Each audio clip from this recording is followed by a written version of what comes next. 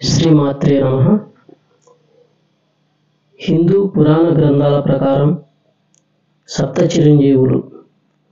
వీరిలో అశ్వత్థామ, బలి, హనుమంతుడు, విభీషణుడు, కృపుడు, పరశురాముడు, వ్యాసుడు. అశ్వత్థామ ద్రోణాచార్యుని కుమారుడు. కురుక్షేత్ర యుద్ధం తరువాత కౌరవ పక్షాన మిగిలిన అతి కొద్ది మందిలో ఇతను ఒకడు. నిద్రిస్తున్న ఉప పాండవులను గొంతుకలు కోసి చంపాడు.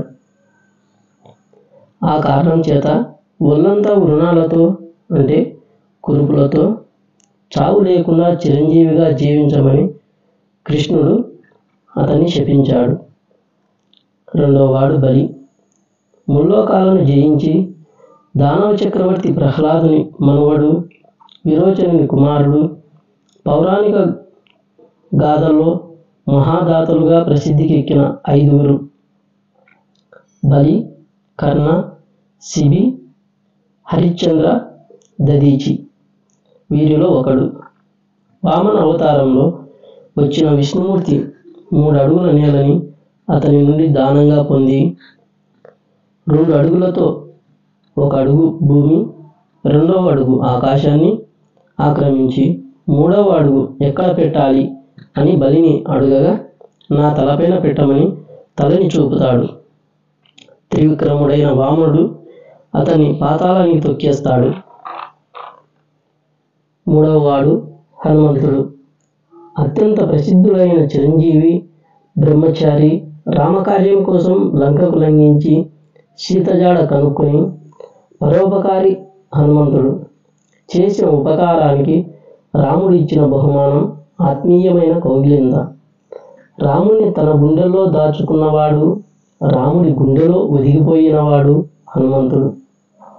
4వ వాడు విభీషణుడు. ఇతను రావణుని తమ్ముడు. అపహరించి తెచ్చిన సీతను తిరిగి రామునికి అప్పగించమని అన్నకు సలహా ఇచ్చాడు. ఆ తరువాత అన్నను వీడి రాముని వద్ద శరణు పొందాడు. అందువలన కల్పాంతము వరకు చిరంజీవిగా ఉండే వరం పొందాడు. 5వ వాడు కృపుడు. కౌరవ పాండవుల కులగురువు, ద్రోణుని బావమరిది. కురుక్షేత్ర యుద్ధంలో బతికి బట్టకట్టిన అతి కొద్ది కౌరవ పక్ష యోధుల్లో మేనల్లుడు అశ్వత్థామతో పాటు కృపుడు ఒకడు.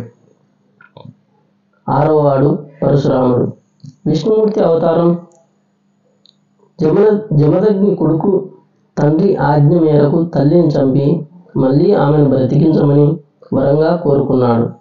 తన తండ్రిని క్షత్రియుడైన కార్తవీర్యార్జునుడు వధించినందుకు ప్రతిగా యావత్తు క్షత్రియ జాతిపై 21 సార్లు దండెత్తి వారిని వధించాడు. 7వ వాడు వ్యాసుడు. భారత భాగవత గ్రంథాలను రచించాడు. భారతదేశంలో వివిధ భాషల్లో ఉన్న భారత భాగవత గ్రంథాలకు ఇతని రచనలే మూలం. వశిష్ఠుని ముని మనవడు, శక్తి మహర్షి మనవడు, పరాశరుని కుమారుడు, భీష్మునికి వరుసకు అన్న. ఈ 7 చిరంజీవులని పురాణాలు చెబుతున్నాయి. ఈ 7 పాటు మార్కండేయుడు కూడా కలిపి అష్ట చిరంజీవులని కూడా అంటారు. శివానుగ్రహం వలన మార్కండేయుడు చిరంజీవి అయ్యాడు. అశ్వత్థామ బలిర్వ్యాసో హనుమచ్చ విభీషణః కృపః పరశురామచ్చ సప్తైతి చిరంజీవినః. సప్తైతాన్ సంస్మరే నిత్యం మార్కండేయ యథాష్టమం జీవేద్వర్షతం సోపి సర్వవ్యాధి వివర్జిత. శ్రీకృష్ణుని శాపం వలన అశ్వత్థాముడు, వామనానుగ్రహం వలన బలిచక్రవర్తి, లోకహితముకై వ్యాసుడు, రామభక్తితో హనుమంతుడు, రామానుగ్రహం వలన విభీషణుడు, విచిత్ర జన్మం వలన కృపుడు, ఉత్కృష్ట తపోధనులై పరశురాముడు, సప్త చిరంజీవులై శివానుగ్రహం చేత చిరంజీవుడైన మార్కండేయుని ప్రతినిత్యం తలుచుకున్న సర్వవ్యాధి వివర్జితులై శతాయుష్మంతులవుతారని ఈ శ్లోక తాత్పర్యం.